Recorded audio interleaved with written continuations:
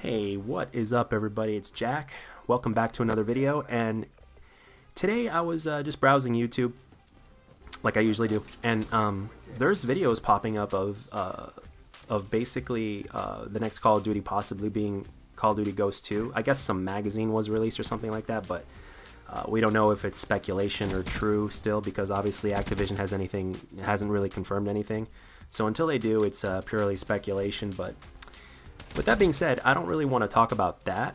I kind of want to talk about what makes a good Call of Duty. I mean, really, if when it comes down to it, Call of Duty is lucky enough to be a very basic game and still be a very successful one. I mean, the proof is in the pudding. Look at COD Ghosts. COD Ghosts. Oh, that's so funny. You know what? I'm not going to edit that out. I'm going to leave it in because it might make a few people laugh or something. But anyway, I'm sorry about that.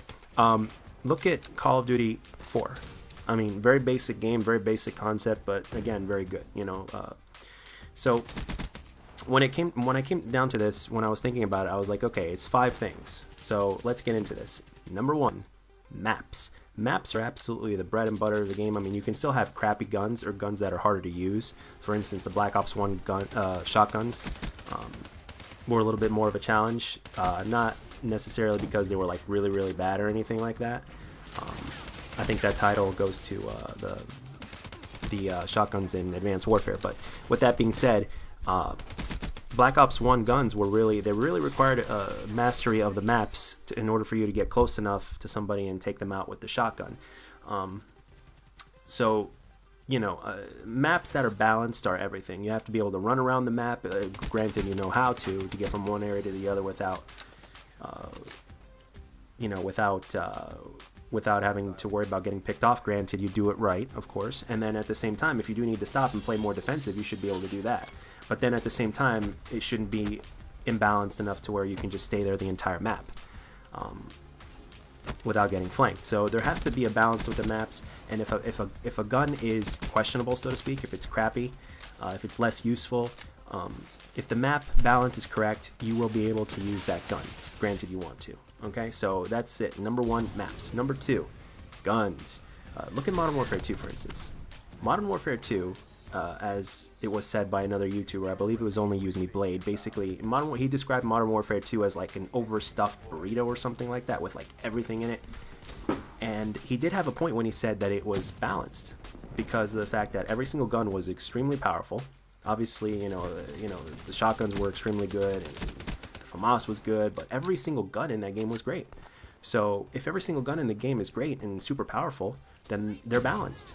And the thing is, all it requires after that is, if they're all really powerful, it just depends on the person that is using the gun. It's all on them from there on out. You have to have the aiming and the skill in order to use that gun to its maximum effectiveness. And I think that's something that is definitely a good thing. It really does depend on the player. It shouldn't be about the gun. It should be about the player. So the guns are absolute necessity. And let's face it, I mean, you can only use a BAL 27 or an ASM-1 for so long before you become bored of it. And I'm not taking shots at Sledgehammer. I'm just basically saying, I mean, there's only so many times you can use a gun before you get bored of it. I do know that there are people out there that just love to use 1 or 2 guns, and that's perfectly fine if that makes them happy. But at the same time, why not go the Modern Warfare 2 route again? There was nothing wrong with that, in my opinion. Because every single gun was fun to use. It gave you a different feeling, and that was another problem with Titanfall at all. A lot of people went with that automatic assault rifle. I can't think of the name right now, but the lack of one of the things that Titanfall was a great game, really great game, but at the same time, the lack of different kinds of guns and fun guns and effective guns was something that kind of hurt it a little bit. So, but anyway, let's go on to the next one. The next one is the score streaks / kill streaks have to be rewarding. They have to be fun to get, fun to use, and they have to be balanced. Black Ops 2, in my opinion, gave us the best example of this. They introduced a score streak system, which was absolutely awesome. So it rewarded players for not only getting kills, but playing the objective as well. And the easy ones were easier to get.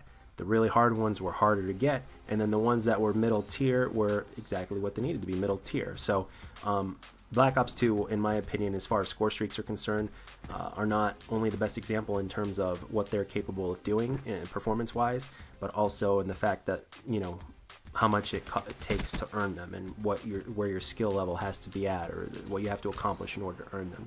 And I think Black Ops 2, in my opinion, was by far the most balanced. And score streaks are an essential part of Call of Duty. They're part of the sandwich that makes it taste great, so to speak. And if if the sauce doesn't taste good, the sandwich isn't going to taste any better. Let's leave it at that. Let's go on to the next one. The next one is back to basics.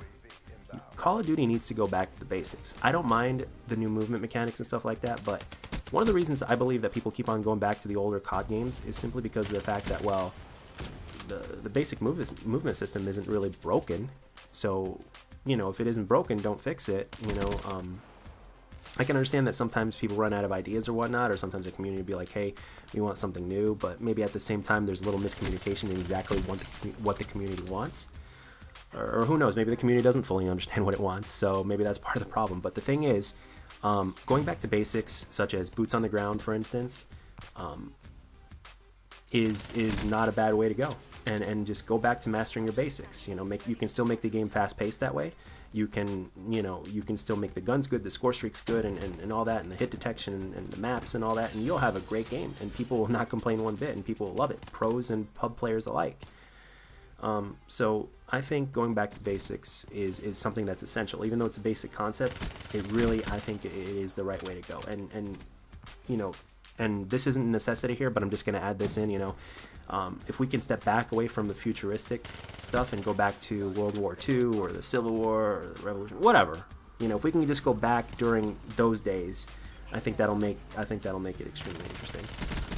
And the last but not least thing, this doesn't necessarily have to be a number or part of the list, but the thing is, if all of these things that I've discussed have been mushed together great to make a great recipe for something that is fun to play, you will have what's called the fun factor, and that's what that is. That's what this last thing is in this commentary, is that the fun factor absolutely needs to be there. And if one of these things doesn't end up going well, like if the score streaks are crappy, it's going to go from being a good COD game to a mediocre COD game. And then all of a sudden, if you have bad score streaks and bad maps, you go from being a mediocre COD game to a bad COD game. So all these things really do make up a really good Call of Duty game, and that's pretty much what I want to discuss in this video. I'm hoping the next COD game is going to be great, but Black Ops 3 is a good game. The older Call of Duties are great. Maybe they're going to remake them one day. I mean, the community wants it, and if the community wants it bad enough, it will happen. I mean, look what happened with Deadpool. The community wanted it, and they made their voices heard by it after that test footage was leaked or whatnot, and here we go. We have one of the best comic book movies ever. So that's all I have for this video, guys. Comments below are great. Opinions are great. Let me know if you agree with me or not. And if you like the video, let me know. And if you don't, let me know what I could do to make my videos better. I'll catch you guys on the next one.